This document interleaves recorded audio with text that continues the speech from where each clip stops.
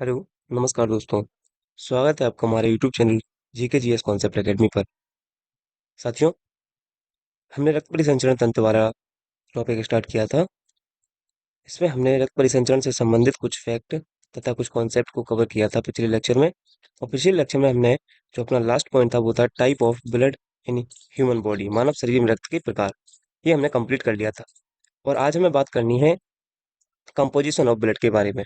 तो आइए दोस्तों, आज का टॉपिक स्टार्ट करते हैं। कंपोजिशन ऑफ ब्लड, रक्त का संगठन। मित्रों, अगर हम रक्त के संगठन की बात करते हैं तो देखिए, रक्त में मूलतः दो कंपोजिशन पाए जाते हैं। एक जो कंपोजिशन पाया जाता है वो मिलता है लिक्विड अवस्था में, और एक जो कंपोजिशन मिलता है वो होता है सॉलिड, अर्थात ठोस अवस्था में।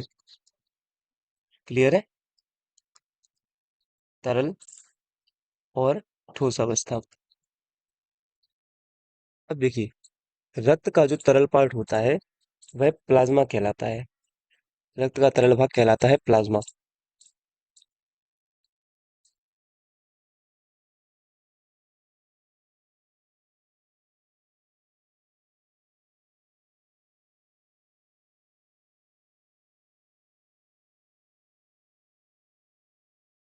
और जो रक्त का ठोस भाग होता है, बेसिकली ये कुछ ब्लड सेल्स होती हैं, रक्त कोशिकाएं होती हैं। और ये रक्त कोशिकाएं तीन प्रकार की होती हैं। तीन प्रकार कौन कौन से हैं? आरबीसी, डब्ल्यूबीसी और प्लेटलेट। ये तीन प्रकार की रक्त कोशिकाएं पाई जाती हैं। और दोस्तों, इस रक्त के कंपोजिशन में जो तरल पार्ट है ये होता है 55%, और शेष जो 45% बचा हुआ है ये होती है ब्लड सेल। इस प्रकार से अगर हम बात करते हैं कि जो रक्त का 100% कंपोजिशन है, 100% कंपोजिशन है, इसमें 55% तो पाया जाता है तरल पार्ट और 45% पाया जाता है सॉलिड पार्ट। तरल भाग को बोला जाता है प्लाज्मा। और वहीं जो ठोस भाग है जिनमें ब्लड सेल्स पाई जाती हैं, ये तीन प्रकार की ब्लड सेल होती हैं: आरबीसी, डब्ल्यूबीसी और प्लेटलेट। चलिए, सबसे पहले हम बात करते हैं प्लाज्मा के बारे में। तो देखिए दोस्तों, प्लाज्मा यह रक्त का तरल भाग है। It is a liquid part of blood. यह रक्त का तरल भाग है। और इसका कलर कैसा होता है? तो ये हल्के पीले रंग का होता है, पेल येलो इन कलर। दोस्तों, क्वेश्चन उठता है कि जो प्लाज्मा है इसका पीला रंग क्यों होता है? तो दोस्तों, हमारे शरीर का एक अंग है यकृत, लीवर। लीवर दो प्रकार के वर्णकों का निर्माण करता है। Liver forms two types of pigments. यकृत दो प्रकार के वर्णकों का निर्माण करता है। एक है बिलीरुबिन और सेकंड है हमारा बिलीवर्डिन। बिलीरुबिन कलर में हल्के पीले रंग का होता है, और बिलीवर्डिन कलर में होता है हल्के हरे रंग का। बिलीवर्डिन कलर में होता है हरे रंग का। और बिलीवर्डिन का जो एग्जाम्पल है वो है हमारा बाइल जूस। बाइल जूस, अर्थात हम बोल सकते हैं पित्तरस। पित्तरस का जो कलर होता है वह होता है हरा। और पित्तरस का हरा कलर किस वर्णक की उपस्थिति की वजह से होता है? तो हम बताएंगे बिलीवर्डिन। अब दोस्तों, अगर हम बिलीरुबिन की बात करते हैं तो ये कलर में हल्के पीले रंग का होता है। लेकिन साथ में, यदि excess amount of bilirubin pigment in plasma causes jaundice, यदि प्लाज्मा में बिलीरुबिन वर्णक की अधिकता हो जाए तो एक रोग होता है जिसका नाम है जॉइंटिस।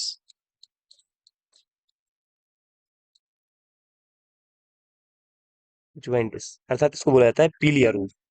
तो पीलिया रोग का कारण है बिलीरुबिन वर्णक की अधिकता। यदि प्लाज्मा में बिलीरुबिन वर्णक की अधिकता हो जाए, एक्सेस अमाउंट में यह प्लाज्मा में इसका निर्माण होने लगे, तो दोस्तों इससे पीलिया रोग हो जाता है, जॉइंटिस रोग हो जाता है। क्लियर है? तो इसमें हमने क्या देखा कि प्लाज्मा एक तरल पार्ट है, यह हल्की पीले रंग का होता है। और ध्यान रखना दोस्तों, जो हमारा रक्त है, रक्त को अगर तरलता कोई प्रोवाइड करता है, लिक्विडिटी को प्रोवाइड कराता है, वह है प्लाज्मा। तो हमारा जो रक्त लिक्विड होता है वो प्लाज्मा की उपस्थिति की वजह से होता है। ठीक है? तो हमने इसका कलर देखा। कलर क्यों इसका पीला रंग होता है? तो हमने देखा कि जो लीवर है हमारा, लीवर बिलीरुबिन नामक पिगमेंट को बनाता है जो कि प्लाज्मा में पाया जाता है। इसी बिलीरुबिन वर्णक की उपस्थिति के कारण हमारे प्लाज्मा का कलर पीले रंग का होता है, वो भी हल्का पीला। चलिए, अब हम बात करते हैं कंपोजिशन ऑफ प्लाज्मा, प्लाज्मा के संगठन के बारे में। देखिए दोस्तों, अगर हम प्लाज्मा के संगठन की बात करते हैं तो प्लाज्मा में क्या क्या प्रेजेंट रहता है? देखिए, प्लाज्मा में पाया जाता है वाटर, अर्थात पानी। और प्लाज्मा में पानी की मात्रा कितनी होती है? पानी की मात्रा होती है 92%, 92%, 90 से 92% हमारे प्लाज्मा में है जो पानी पाया जाता है। क्लियर है। दूसरा अगर हम बात करते हैं तो प्लाज्मा में पाए जाते हैं आयंस, या हम इसी को बोल सकते हैं ग्लूकोज, और इनका जो परसेंटेज मात्रा है वो होता है 1 to 2%। तो 1 से 2% हमारे प्लाज्मा में पाया जाता है आयंस या ग्लूकोज। आयंस, आयंस लाइक देखिए दोस्तों, आयंस में क्या क्या आ सकते हैं, हम बोल सकते हैं कैल्शियम हो गया, मैग्नीशियम हो गया, क्लोरीन हो गया, ईटीसी ईटीसी। और ग्लूकोज तो आप तो जानते हो, ग्लूकोज का मेन काम क्या है, तो आप बताओ कि works in energy formation, works in energy formation, energy formation, अर्थात हम कह सकते हैं ऊर्जा के निर्माण में सहायक, ऊर्जा के निर्माण में सहायक है। तो ये ग्लूकोज आयन के बारे में हो गया। दोस्तों नेक्स्ट पॉइंट अगर हम बात करते हैं प्लाज्मा की कंपोजिशन के बारे में, तो आप देखेंगे प्लाज्मा में पाया जाता है प्रोटीन, प्रोटीन। अब प्रोटीन का जो परसेंटेज होता है वो होता है 8 से 9%। तो इस प्रकार से अगर हम प्लाज्मा की कंपोजिशन की बात करते हैं तो प्लाज्मा में पाया जाता है वाटर, आयंस और ग्लूकोज, और साथ में प्रोटीन, प्रोटीन की मात्रा है 8 से 9%। अब कौन कौन से प्रोटीन पाए जाते हैं, ये बहुत इंपॉर्टेंट है। तो देखिए हम बात करते हैं प्लाज्मा में कौन कौन से प्रोटीन उपस्थित होते हैं। देखिए दोस्तों अगर हम प्लाज्मा में प्रोटीन की बात करते हैं तो एक प्रोटीन पाया जाता है थ्रोम्बिन, थ्रोम्बिन, थ्रोम्बिन के अलावा फाइब्रिनोजन, फाइब्रिनोजन, फाइब्रिनोजन के अलावा फाइब्रिन,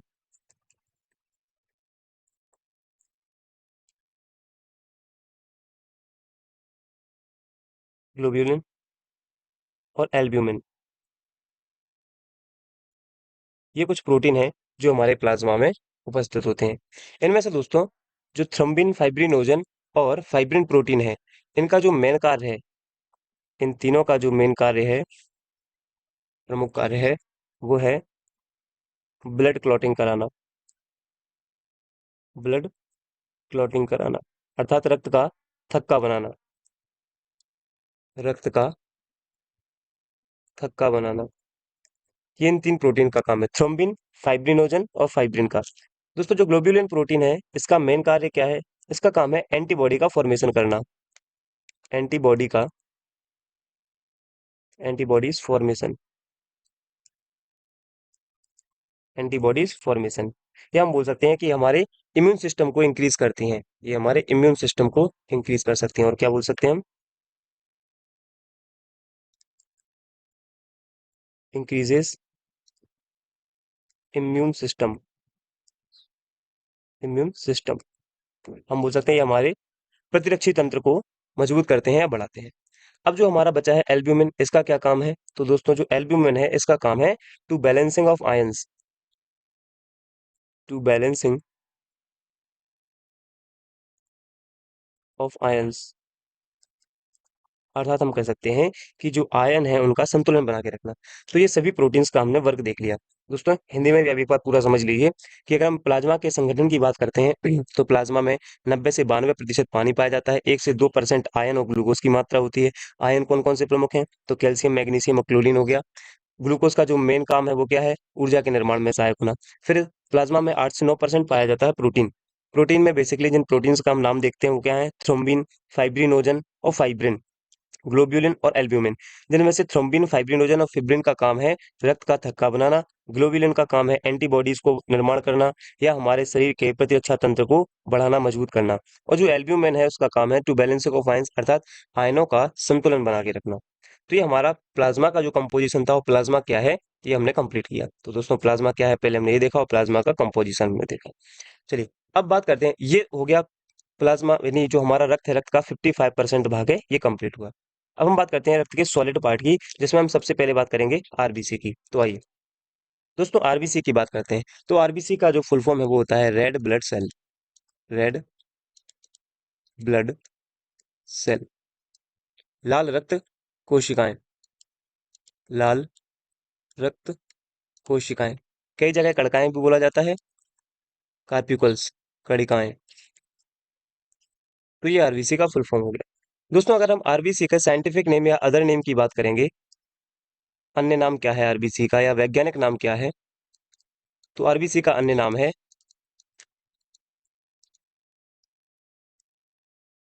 इरिथ्रोसाइट। इरिथ्रोसाइट, ये आरबीसी का साइंटिफिक नेम है या अन्य नाम है। दोस्तों इरिथ्रोसाइट में इरिथ्रो और साइट ये दो शब्दों से मिलकर बना है, जिसमें इरिथ्रो का अर्थ होता है रेड कलर और साइट का मतलब होता है सेल, अर्थात ऐसी सेल जिनका कलर कैसा है, लाल, वही कहलाती हैं आरबीसी या इरिथ्रोसाइट। अगर हम आरबीसी के खोज की बात करते हैं, इसकी डिस्कवर किसने किया था, डिस्कवर्ड बाय, देखिए दोस्तों आरबीसी की जो खोज की थी वो की थी एंटोनी वॉन ल्यूवेनहॉक ने, A B Leeuwenhoek, Leeuwenhoek,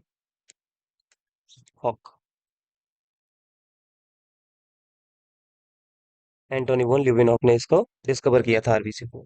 clear है? तो देखिए आरबीसी का फुल फॉर्म, आरबीसी का अदर नेम और आरबीसी की खोज किसने की, डिस्कवर्ड बाय, तो आप बताओगे एंटोनी वॉन ल्यूवेनहॉक। इसके अलावा अगर हम बात करते हैं फॉर्मेशन ऑफ आरबीसी, ध्यान से देखिए दोस्तों, अगर हम आरबीसी के फॉर्मेशन की बात करते हैं, फॉर्मेशन ऑफ आरबीसी, अर्थात हम बोल सकते हैं आरबीसी का निर्माण। दोस्तों आरबीसी के जब हम निर्माण की बात करते हैं, तो स्केलेटल सिस्टम में भी हमने देखा था कि आरबीसी का निर्माण कहाँ होता है। आरबीसी का निर्माण होता है बेसिकली, ये देखिए, ये है हमारा बोन, ये है हमारा बोन। बोन में जो हमारा बोन मैरो है, बेसिकली रेड बोन मैरो, ये वाला पार्ट, ये वह पार्ट है हमारे बोन का जहां से आरबीसी का निर्माण होता है, और that is called red bone marrow. इसको बोला जाता है रेड बोन मैरो, अर्थात लाल अस्थि मज्जा में। तो रक्त का जो निर्माण होता है, आरबीसी का जो निर्माण होता है, ये होता है रेड बोन मैरो में।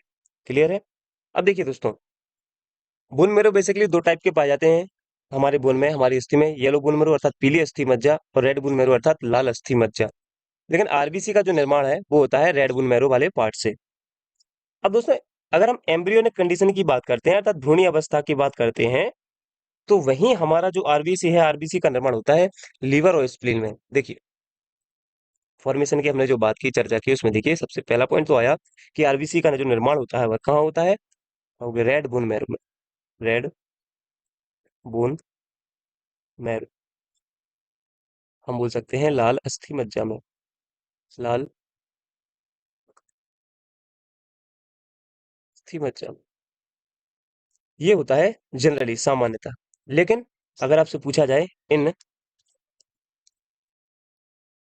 एम्ब्रियो, अगर हम बोल सकते हैं भ्रूणीय अवस्था में, भ्रूणीय अवस्था में, तो दोस्तों भ्रूणीय अवस्था में आरबीसी का निर्माण होता है हमारे स्प्लीन में या लीवर में। कहाँ होता है? स्प्लीन या लीवर में, अर्थात यकृत में। तो ये आरबीसी के फॉर्मेशन के बारे में जो महत्वपूर्ण पॉइंट थे हमने उनको कवर किया। पहला, जनरली तो रेड बोन मैरो में आरबीसी का निर्माण होता है, लेकिन अगर एम्ब्रियोनिक कंडीशन की बात की जाएगी तो स्प्लीन और लीवर में आरबीसी का निर्माण होता है। देखिए दोस्तों, अब अगर हम बात करते हैं आरबीसी की संख्या के बारे में, आरबीसी की संख्या के बारे में, काउंट ऑफ आरबीसी। दोस्तों अगर हम आरबीसी की संख्या की बात करते हैं, तो सबसे पहले हम बात करते हैं मेल की, मेल अर्थात पुरुष। पुरुष में जो आरबीसी की संख्या होती है वो होती है 4.5 से 5.5 मिलियन पर 100 ml ऑफ हीमोग्लोबिन। ठीक है, यानी हम बोल सकते हैं 4.5 से 5.5 मिलियन पाई जाती है प्रति 100 ml ऑफ हीमोग्लोबिन में। ये पुरुषों के बारे में हुआ। दोस्तों वहीं अगर हम फीमेल की बात करते हैं, महिला की बात करते हैं, तो दोस्तों महिला में आरबीसी की जो संख्या है वो होती है 4 से 4.5 मिलियन पर 100 ml ऑफ हीमोग्लोबिन। क्लियर है? तो ये मेल में आरबीसी की संख्या की बात हो गई और ये फीमेल में आरबीसी की।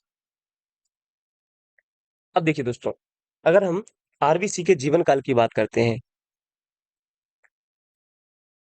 Life span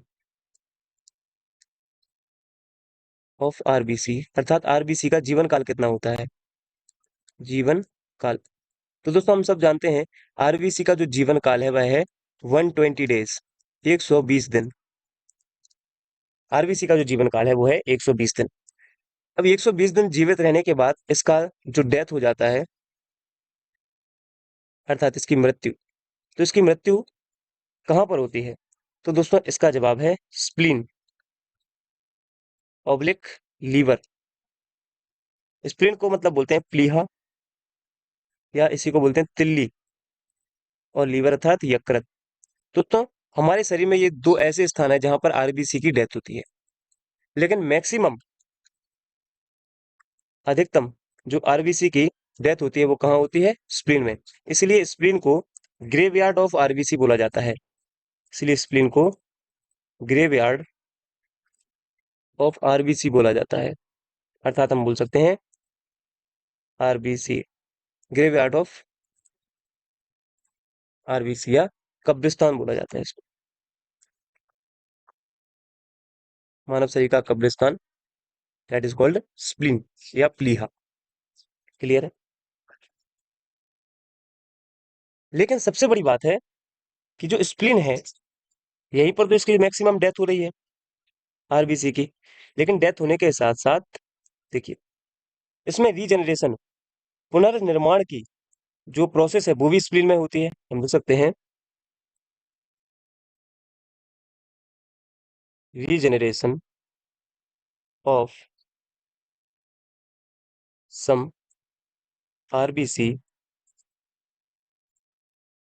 also occurs in spleen. दोस्तों अगर हम बात करते हैं तो कुछ आरबीसी का निर्माण, पुनर्निर्माण कहाँ पर होता है? स्प्लीन में होता है। तो कुछ आरबीसी का पुनर्निर्माण स्प्लीन में होता है या प्लीहा में होता है, स्प्लीन में होता है। और स्प्लीन में होता है इसलिए स्प्लीन को हमारे शरीर का ब्लड बैंक कहा जाता है। इसलिए हमारे शरीर का जो ब्लड बैंक है किसको कहा जाता है? स्प्लीन को। तो स्प्लीन के बारे में एक महत्वपूर्ण पॉइंट और है, हम यहाँ पे लिख सकते हैं नोट करके, blood bank of RBC, RBC का ब्लड बैंक किसे कहते हैं? तो जवाब होगा स्प्लीन को। क्यों कहते हैं?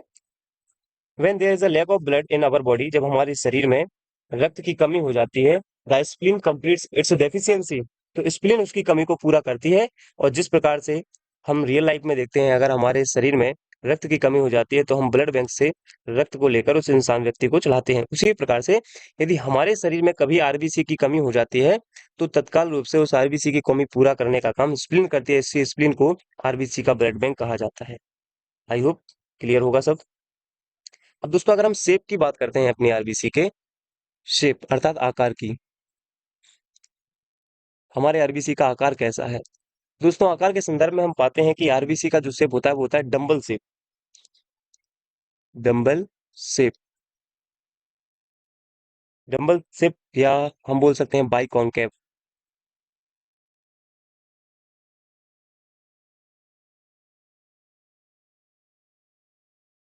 उभयावतल। ठीक है, और डंबल जो हम जिम वगैरह में देखते हैं, डंबल कुछ इस प्रकार से रहता है। ये आरबीसी का शेप हो गया दोस्तों। और सबसे महत्वपूर्ण बात क्या है? देखिए मान लीजिए ये आरबीसी, हमारी इस आरबीसी के अंदर न्यूक्लियस एब्सेंट रहता है, कोई केंद्रक उपस्थित नहीं होता है, तो हम यहाँ पे क्या लिख सकते हैं? Nucleus is absent in mammals RBC.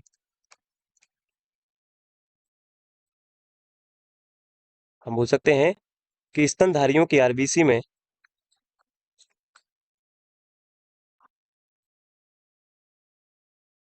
केंद्रक अनुपस्थित होता है। केंद्रक अनुपस्थित होता है। तो स्तनधारियों की आरबीसी में केंद्रक नहीं पाया जाता। लेकिन इसका भी अब बात है दोस्तों, इसके भी एक्सेप्शन है। अगर हम एक्सेप्शन की बात करते हैं तो देखिए, एक्सेप्शन अर्थात अपवाद। अपवाद से तात्पर्य है कि जो थ्योरी को ना माने, यानी स्तनधारी हो लेकिन उसकी आरबीसी में केंद्रक पाया जाए। तो इसके एग्जाम्पल हैं कैमल, अर्थात हम बोल सकते हैं ऊंट। इसके अलावा लामा, अभी दिखाता हूं मैं लामा क्या है। लामा, लामा स्तनधारी होते हुए भी इसके जो है केंद्रक पाया जाता है आरबीसी में। देखिए दोस्तों, ये है लामा। तो इस लामा की जो आरबीसी है उस आरबीसी में पाया जाता है केंद्रक। ये है लामा। ठीक है दोस्तों, तो इसकी आरबीसी जो है उसकी आरबीसी में केंद्रक पाया जाएगा। क्लियर है। और कैमल अर्थात ऊंट, ऊंट की आरबीसी में भी केंद्रक पाया जाता है। अब देखिए कुछ अदर इंपॉर्टेंट फैक्ट की हम बात करते हैं।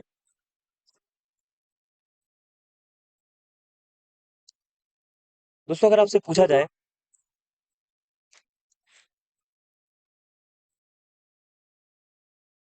Largest RBC in universe, universe अर्थात ब्रह्मांड की सबसे बड़ी आरबीसी, वो भी कहाँ की, ब्रह्मांड की। ब्रह्मांड की अगर सबसे बड़ी आरबीसी की बात करेंगे तो इसका जवाब है एमीफ्यूमा। एमीफ्यूमा। दोस्तों ये एमीफ्यूमा क्या होता है, देखिए मैं आपको बताता हूँ एमीफ्यूमा। ये है एमीफ्यूमा। ये है एमीफ्यूमा। पूरे संसार में सबसे बड़ी आरबीसी इसी की होती है, एमीफ्यूमा की। ठीक है। लेकिन अगर आपसे पूछा जाएगा largest RBC in mammals, largest RBC in mammals, mammals अर्थात स्तनधारियों में सबसे बड़ी आरबीसी किसकी होती है, तो जवाब होगा एलिफेंट, अर्थात हाथी की। तो ध्यान से देखना दोस्तों, ये था लार्जेस्ट आरबीसी इन यूनिवर्स। पूरे संसार में, पूरे ब्रह्मांड में सबसे बड़ी आरबीसी किसकी होती है, एमिफ्यूमा की। लेकिन लार्जेस्ट आरबीसी इन मैमल्स, स्तनधारियों में सबसे बड़ी आरबीसी किसकी होती है, तो जवाब होगा एलिफेंट। तो एलिफेंट की स्तनधारियों में, ठीक है, मैमल्स में लार्जेस्ट आरबीसी इसी की होती है। ठीक है। चलिए, अब ये पॉइंट उठाया तो हम देखते हैं स्मॉलेस्ट आरबीसी। स्मॉलेस्ट आरबीसी के बारे में हम बात करते हैं। स्मॉलेस्ट आरबीसी कहाँ पे, इन यूनिवर्स अर्थात पूरे संसार की, ब्रह्मांड की, और मैमल्स में भी अर्थात स्तनधारियों में भी। सबसे छोटी आरबीसी जो होती है वो किसकी होती है, ये होती है मस्क डियर की। मस्क डियर, मस्क डियर, ये है मस्क डियर। इस मस्क डियर की जो आरबीसी है वो संसार में और मैमल्स में सबसे छोटी होती है। Smallest RBC in universe and mammals, musk deer. तो देखिए दोस्तों, अब हम नेक्स्ट लेक्चर में बात करेंगे फंक्शन ऑफ आरबीसी के बारे में। जो हमारा नेक्स्ट टॉपिक होगा वो होगा फंक्शन ऑफ आरबीसी, जहां पर हम आरबीसी का कार्य प्रणाली देखेंगे। तो आज का लेक्चर दोस्तों अगर पसंद आया हो तो वीडियो को लाइक करिए, कमेंट करिए। यदि आप चैनल पर नए हैं तो हमारे चैनल को सब्सक्राइब कीजिए और अपने दोस्तों के साथ ज़्यादा से ज़्यादा इन वीडियोस को, इस चैनल को शेयर कीजिए। Thank you.